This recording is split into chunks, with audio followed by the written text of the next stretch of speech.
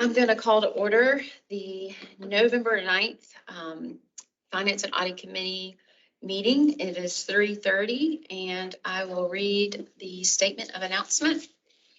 The meeting notice announcing the date, time, and place of the November 9th, 2022 Finance and Audit Committee meeting was distributed on November 8th, 2022 to appropriate media and other groups or individuals who have requested notification. The announcement and agenda were posted at the Department of Disabilities and Special Needs Central Administrative Office and on the website. In accordance with the Americans with Disabilities Act, the public has been notified that accommodations such as interpreters, mobility assistance, or other assistance will be provided to individuals with disabilities and special needs if requested in advance.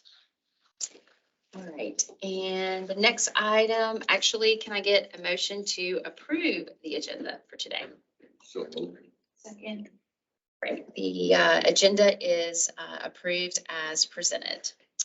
The next item on this agenda is the invocation, and I will read that for us. Let us pray. Please open new doors of opportunity, collaboration, and renewed relationships to strengthen this agency to better serve people with disabilities. We choose to trust in you and your promises and ask for your wisdom, your guidance, and love to strengthen our communities and bless all the providers serving those in their care. In Jesus' name we pray. All right. Oh yeah, I did skip over the agenda. We already did approve the agenda. Okay. We adopted the agenda as written. And the next item on the agenda is reviewing the minutes from the October Finance and Audit Committee meeting. If anyone wants to make a motion to approve the minutes as written. So moved. Great. Thank you. So the minutes are approved as written. All right.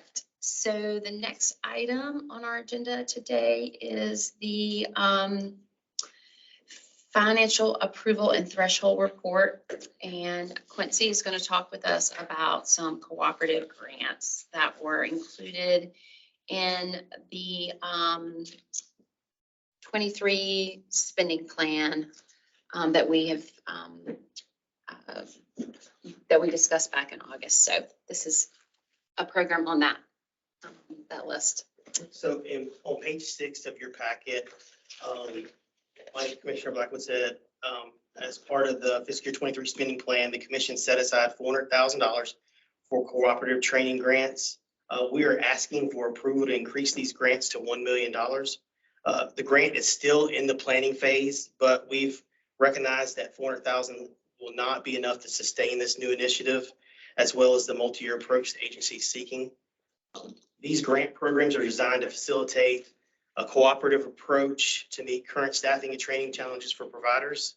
The goal of the staffing grant program is to encourage the development of sharing full-time staff that are hired for common administrative functions such as HR and accounting.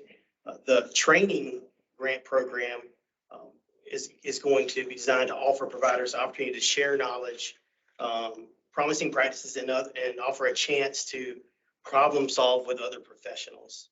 So we are recommended to increase that from $400,000 to $1 million.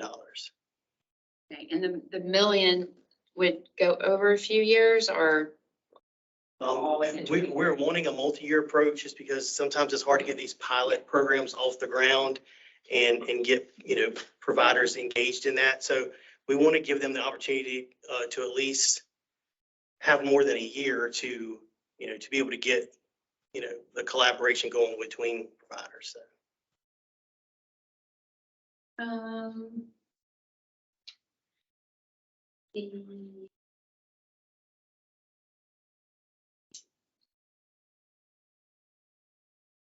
Trying to think of any other questions I might have as I look back at my list of things that was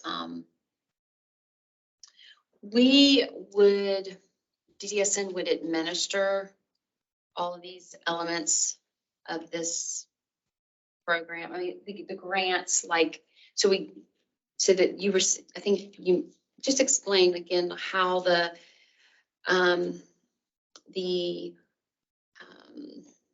I guess the providers would apply for a grant, right? This money to, be a part. So this would probably be similar to some of the other grants that we administer here, or we award here, like the family support grant. So that competitive process will be based on a grant application that they would submit. And we would have a team of, I guess, subject matter experts that would kind of review that grant application and award based on, what's in the application. And we would monitor it based on our policies that we have in place to make sure it's only allowable costs that are being submitted, and we're staying above all of that. So. What's the part, who, doesn't someone outside of our agency select the organizations or providers that will get the grant, that we don't actually pick them? Like, I felt like one time before we talked about something where it went to someone else within the state to select who. I can't remember if that was maybe a provider, or I mean, if it was I thought it was a grant thing, but I can't remember if it was like the family support grants or something that we had talked about, where we sent the applications to someone and they selected and we didn't know who got the grant or something like that. Does that ring a bell? Okay. I'll follow up with you on that, just to make sure I get clarity in my mind on that, because I was thinking, so we would select. We would select based on the criteria that are established in the grant. And then, as Quincy described, it'd be competitive basis. And then our grants division would monitor compliance to ensure that all monies are used in an allowable way. All right. Makes sense. Okay. All right. I don't have any other questions on that. If Commissioner Woodhead or Commissioner Miller, anything else on that? So the ceiling is 1 million. Suppose it's their provision. Let's just assume that you need some extra funding. Is that the ceiling, the 1 million?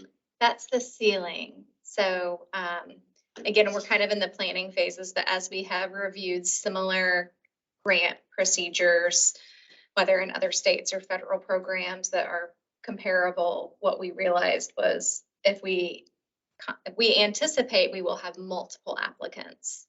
And if we have multiple applicants of groups of providers, then we recognize, and whatever, we'll tell them that you can apply up to X dollars. And as we were trying to figure out what that ceiling would be, we realized the ceiling needed to be high enough that $400,000 was not going to allow multiple recipients. So the total awarded grant funding would be the $1 million, but across multiple recipients. Okay, so it's just a question. Would you want a provision in there just in case? I'm just asking a question. Say, for instance, you needed to go over the $1 million, right? Do you want to put a provision or clause in there as an emergency, or just in case? That's just a question. Well, it might come back in front of our committee if exceeding more money is needed, especially if it goes over the 200,000 threshold. Right. So, I mean, this would allow us to go over the 200. Right. But we would come back to you and ask, as we are now, and say, we realize that we need to increase the total pot of available dollars beyond 1 million. But we think that this is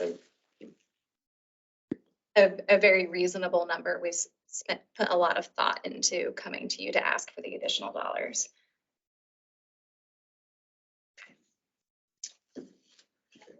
All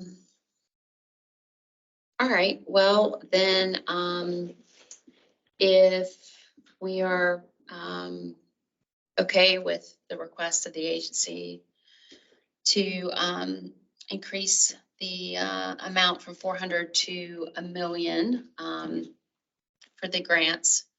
Can I get a motion to approve that? Okay. So we have a motion and a second, and we'll of course take this to the full commission and try to get their blessing as well. So, all right. Next item, let's see, I think is the 2705-DD General Duties of the Internal Audit Division, which are pages 8 through 12 on your packet. And Courtney is going to talk with us about that. Good afternoon. So proposed staff revisions to 27505DD, which serves as our internal audit charter, were presented at last month's meeting, and the directive was posted for external review. So we did receive one comment, and we addressed it by adding some clarifying language. A copy of that was included in your packet, so we will need approval from the committee to send to the commission for approval.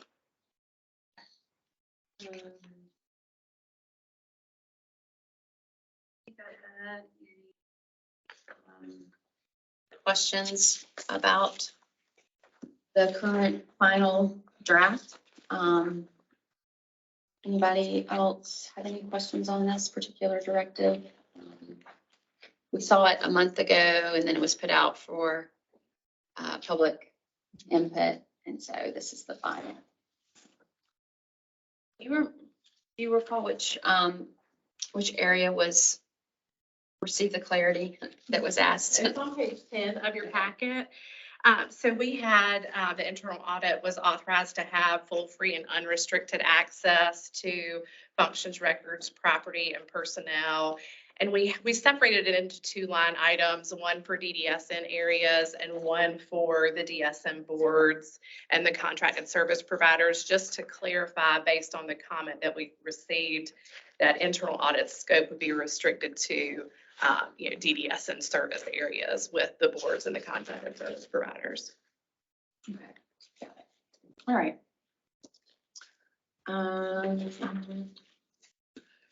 Okay, well, if we're good with the new final version of this directive, I could get a motion. So moved. Second, all right, a motion and second. So the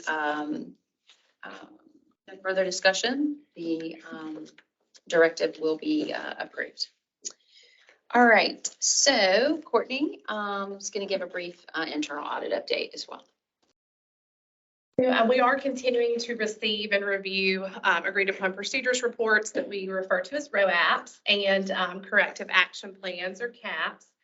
So in accordance with the audit directives, when the audit report or the ROAP or the management letter identify a material weakness, a deficiency, a finding, or a question caused, the provider is required to submit a corrective action plan to address and any problems identified by the CPA or the audit firm, or they can submit a statement of reasons why no corrective action would be necessary. So I just wanted to take this meeting as an opportunity to remind the providers that it is recommended to submit that corrective action plan with your audit report and with your ROAP. But they are due within 10 days after issuance of the report. So the ROAP deadline was extended to October 31st. So we're getting close to that 20-day window for any corrective action plans on the ROAPs. So also just have a brief update for you on our fiscal year 23 audit plan. So in late August, we initiated an audit of Williamsburg County DSM board. We're getting close to wrapping up our field work for the engagement, and then we'll move into our reporting stage. Our audit plan also allocated a good number of hours to follow-up procedures. So we are working with several providers to determine the status of their outstanding corrective action plans. And we'll update the quarterly internal audit observation tracking report as those procedures are completed. So we do have 7 that are currently in process, with 1 scheduled to start next week as far as follow-up procedures there in the provider network. Okay. That's all I have. If there are any questions, I'm happy to answer them. Good, thank you, Courtney. Appreciate it. Thank you. All right, so the ninth item on this agenda is the financial update from Quincy. And those are going to be, it's going to talk through documents on page 23 and 24 through 27. So the October 2022 spending plan versus actuals. So when you guys look there, so you'll see that the year-to-date performance of the adopted 23 spending plan in the amount of $938 million. But through October, the agency spent approximately $104 million in agency cash. And the direct fee-for-service Medicaid billing expenditures through October were approximately $203 million. So to date, the agency is currently on target with projections and under budget by 0.51%. Since our commission meeting on October 20th, budget staff and myself, we've been validating this agency wash or that paid claims data from the monthly Medicaid reports. I've gained a really good comfort level with the data and what's hitting DDSN's books versus what's hitting DHHS's books now. I still have a couple more programs to validate to make sure there's no crossover between those two numbers happening, but so far the data appears to be accurate. So once I get through that, my goal is to present a little different format in the January's commission meeting, as promised. Yeah. Great. Okay. Next item is the contractual agreement updates. So I think the last time we went through this was maybe May or maybe August. But I updated the 23 contractual agreement spreadsheet. I've adjusted the format to this a little bit as well. I added you can see I added a contract amendment column, kind of that current fiscal year 23, or excuse me, the change to initial contract. So you'll be able to see any amendments there and how much the amendment value is. I also added a year-to-date expenditure column and did a little calculation of where we are year-to-date. So this spreadsheet is going to be helpful and allow staff to track the budget versus actuals for each contract, as well as work with providers or contract owners when any variances arise. All right, this is good. Helpful document, and I appreciate you updating it, pulling it and updating again for us. I think was at one time a discussion that the commission wanted to look at this quarterly just to see what the activity is on it. So I appreciate you bringing it to us today so that we can look at it, since it's been a little while since. There's a lot of data, but if you guys get to the point where you'll have questions, just shoot me an email and I'll be more than happy to respond to those particular contracts or what's going on. So. All right. Thank you so much. And now Quincy is just going to talk about the recap of the budget hearing, next steps for us on that. So in regards to the agency's budget submission, I wanted to give you guys an update on where we are. Director Fry presented the agency's budget submission about 2 weeks ago. The hearing went really well. Both the executive budget office staff as well as the governor's office staff, they were very engaged. They asked a lot of questions. So I'm hopeful that's going to reflect when the governor releases the executive budget sometime at the beginning of January. Next steps as far as the budget goes is we got to get ready for House Ways and Means Subcommittee hearing. That will be in January. So we'll start creating the presentation for that. And then we'll follow that up with the Senate Finance Subcommittee meeting or hearing in March. So as always, I'll keep you guys in the loop on where we are in that process. Any questions on that? Appreciate the reminder and overview of how the budget request travels through. It can get kind of crazy. Yeah. Depending on if they certify extra money, it could go from the House to the Senate, back to the House. I mean, it just all depends on the years. Great. Nothing else on your update? Is that it for you? Yeah. Okay. Well, we had a record time, 20-minute meeting. So I believe our December meeting, we're likely not to have a December Finance and Audit Committee meeting unless absolutely necessary, but right now we're thinking that we don't have a meeting for next month, which is December. So if I could get a motion to adjourn. So moved. We are adjourned at 3:50. Thank you so much.